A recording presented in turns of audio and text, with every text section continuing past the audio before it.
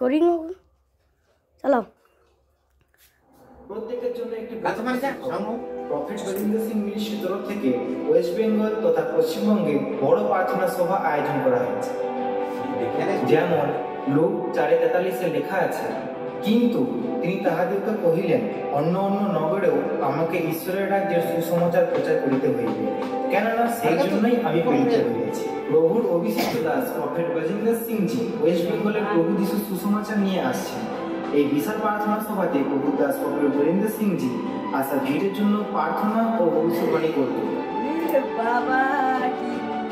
আপনারা এই প্রার্থনা সভাতে প্রভুর অদ্ভুত ও সামর্থিক কাজকে হতে দেখবেন,